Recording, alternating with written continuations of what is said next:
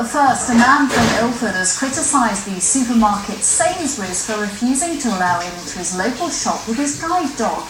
Gary Mazin, who is partially sighted, has been stopped 3 times from getting into the Ilford branch, once following a special diversity training session he'd given to workers there. Ria Chatterjee went to hear his story. A high visibility harness, Gary insists, is a clear sign that Gibson is a guide dog. But 3 visits to his local supermarket ended badly. Certain staff members told him he couldn't bring the dog into the store. Every time I seem to walk into this store, I get confronted by someone in an accusatory way, as if I'm doing something wrong by walking in with a dog, when, Gibson is basically, it's my aid, and he helps me get around and gives me the independence. So when people are accusing you of doing something when you feel you're doing something wrong, so it made me very, very upset and really angry as well. After the second incident, Sainsbury's emailed Gary with suggestions on how to make things better. He was invited into the store to talk to staff, but even after all that, he was confronted again yesterday. Part of his training, I suppose, Actually, yes. In terms of the colleagues we employ here at Sainsbury's, actually we employ them for their personality and the way that they serve our customers. On this occasion, we've disappointed Mr. Mason and we've got it wrong, and we admit to that. The important thing is that we make sure that we learn from that, and we make sure that we revisit the training and make sure the training is right and covers the right things. Today, secret filming in store seemed to show a change in attitude.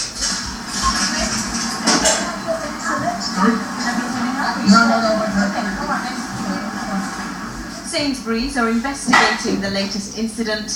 For Gary, the matter is extremely sensitive. They're highlighting the fact that I've got a disability and it's an issue. But what I have a problem with is when people talk to me in a negative, derogatory or discriminatory way, and it's very, very clear when that happens. You can really tell the difference, and that's what's happened in this store 4 times. The supermarket say they have a clear store policy which states that guide dogs are welcome.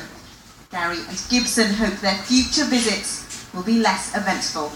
Ria Chatterjee, ITV News, Ilford. I'm joined now by Lord Holmes, the Paralympic gold medalist, and his dog, Lottie. Thank you both for coming in to speak to me.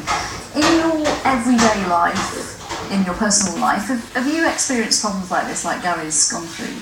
It happens, and it's always disappointing when it does happen. The law's incredibly clear on this. Guide dogs have to be allowed into shops, restaurants, hotels. The law's very clear, but I think we should always be looking at more than that. It shouldn't just be a legal solution. Every business should want to make people with assistance dogs welcome, because it's not just a legal and moral imperative, it makes good business sense.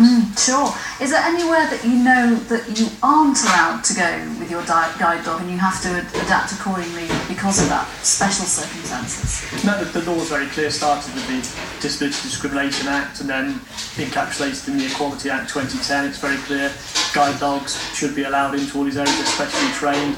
Generally where it falls down is where people haven't had the training, ignorant of what the dog is, they don't recognise it as a guide dog, and it's always incredibly disappointing when this happens. But I know, having worked with them on a number of occasions, Sainsbury's will be incredibly disappointed that this has happened as well. Right at the top of that organisation, they are truly committed to this, but they've got 150,000 colleagues, and things do sometimes go wrong, but I think they'll be acting incredibly swiftly to ensure that steps are put in place to make sure this doesn't happen again. And how disappointed were you to learn that this happened after this particular store had training from Gary himself? It's incredibly disappointing. As I say, nobody will be more disappointed than the senior management at Sainsbury's, and I think if we monitor this, I wouldn't be at all surprised if within the next week very swift action is taken. But it's very clear, there aren't any excuses, no ifs, no buts. Sainsbury's aren't trying to make any excuses here. It's desperately disappointing, and I know they'll be doing everything to